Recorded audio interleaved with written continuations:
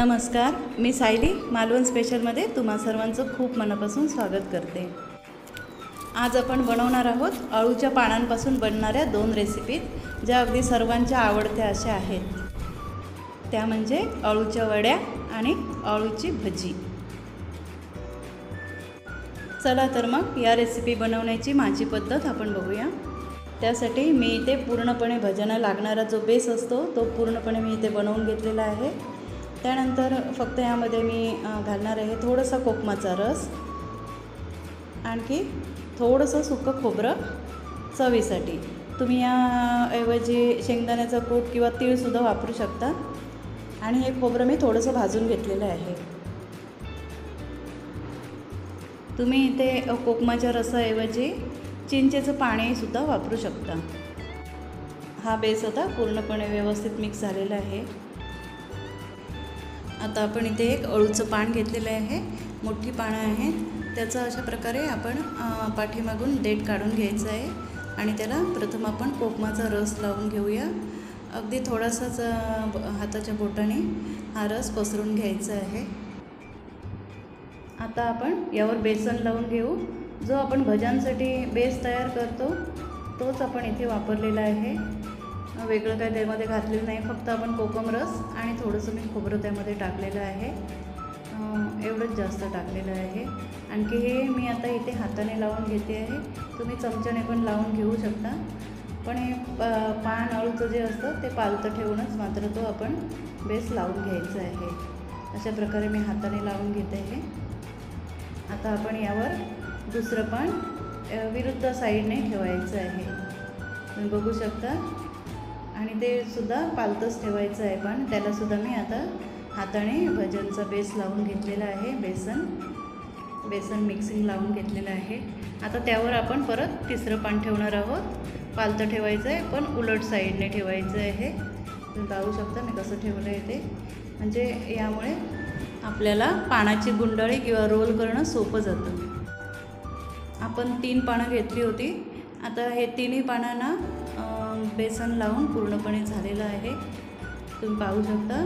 चमच्याने पण आपण लावू शकतो, परंतु चमच्याने कुठे जाड तर कुठे पातळ तर असं होतं। शेवटी आपल्याला हातानेच ते नीट करावं लागतं, त्यामुळे मी ते हातानेच हे लावते आहे। आता आपण पानांचा दुमडून रोल किंवा गुंडाळी तयार करूया। या रोलचे 2 भाग करून मी आता कुकरच्या डब्यामध्ये 3 शिट्ट्या करणार आहे आणि हे उकडून घेणार आहेत। कुकरच्या 3 शिट्ट्या होऊन तो थंड होईपर्यंत 15 मिनटं जातातच। तोपर्यंत आपण एक दुसरी सोपी रेसिपी बघूया। मी आता इथे एक अळूचं पान कापून घेते आहे।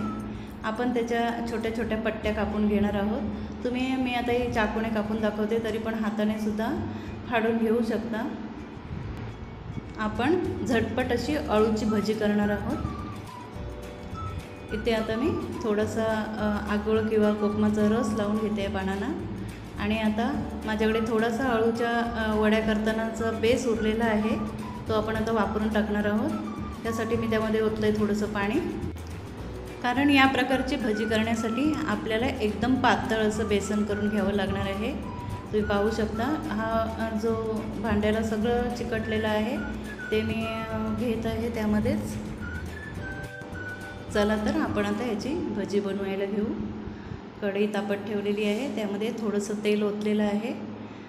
आता यामध्ये आपण अशा प्रकारे ह्या पट्ट्या आहेत ज्या अळूच्या पानांच्या त्या कढईमध्ये सोडत आहोत।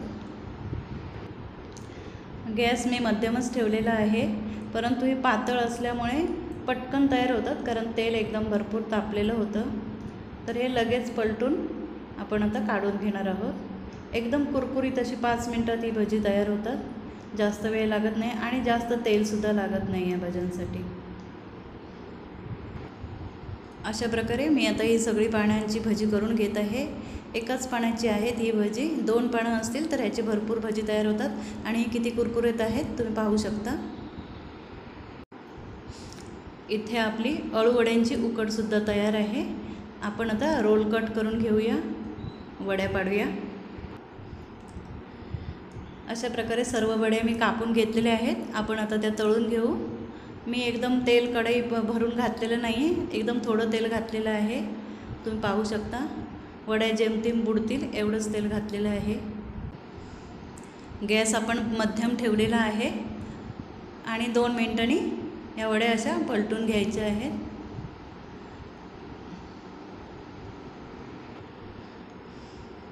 परतून घेतल्यानंतर ह्या वड्या आपल्याला परत 2 ते 3 मिनटं तसेच फ्राय करायला ठेवायचे आहेत.